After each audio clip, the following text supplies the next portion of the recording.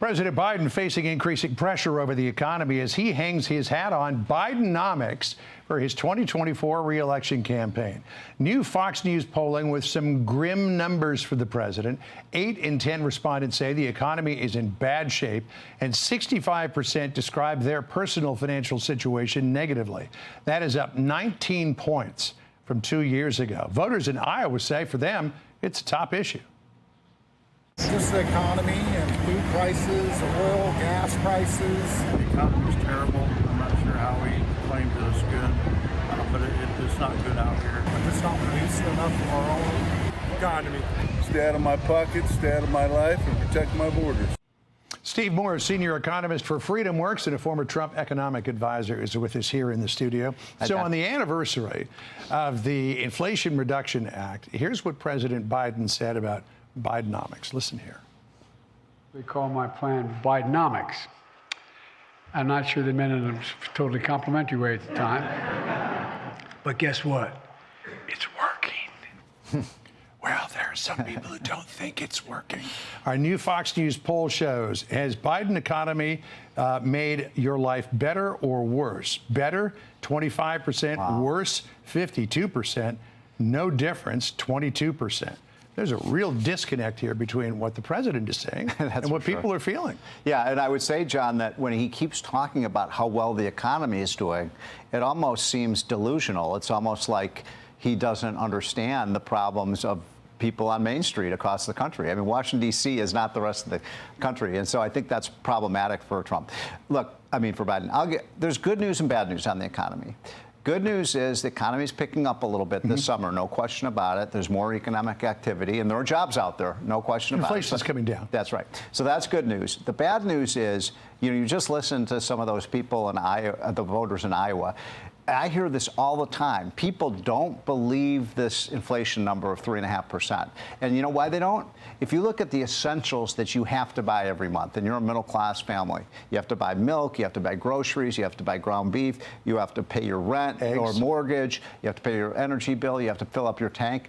All of those things, John, are up way more in price than what's officially the CPI. In some cases, 3 times more. So this has caused a middle-class squeeze, and that's why you're getting all these Americans saying, hey, I'm worse off under Biden, not better. Yeah, let's not forget that core inflation does not include gasoline, does not include food. Right. Yeah. Right. I never could understand why we even use that. Sure, yeah. That's what everybody is buying. That's where things are going up. There's also a crunch. Well, let me give you an example, though. Okay, gas, a concrete example. Gas price, when Trump left office, you ready for this, John, was $2.39 a gallon.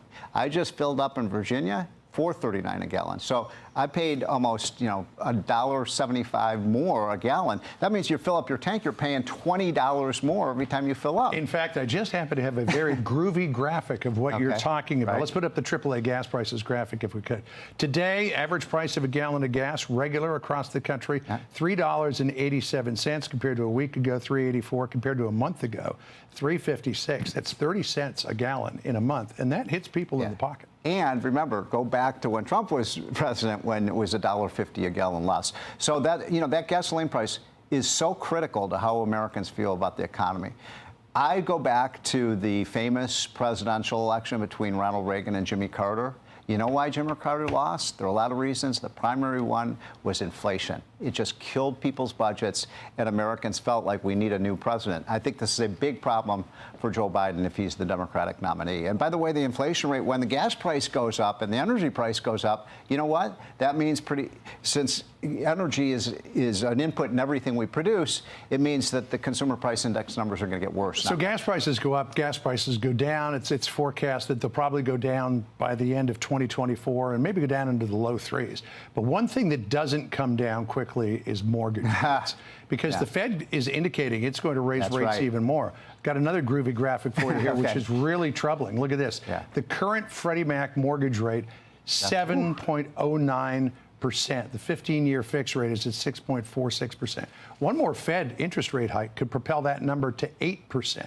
What is that going to mean for people trying to get into a home for the first time, for the housing market, people who are trying to either buy or sell a home, and for new home construction. Yeah, it's a killer. It's a killer. So again, let's go back to what the situation was when Trump left office. Do you know what the mortgage rate, remember what the mortgage rate was when Trump left office? It was 2 point something. Something like that, 2.8, 2.9%. Now we're up to 7.1%. That's a gigantic increase, and you're right to connect those dots. Why are the mortgage rates going up? Because the Fed has continued to raise, I think 11 times the Fed has raised rates. Why did the Fed raise interest rates? Because Biden launched this $6 trillion spending spree. So it all really goes back to this massive out-of-control debt and spending in Washington. If we don't do something about that, we're going to see mortgage rates continue to rise. And by the way, a higher mortgage rate, John, is bad if you're selling your home and if you're buying a home, because it means everybody has to pay more.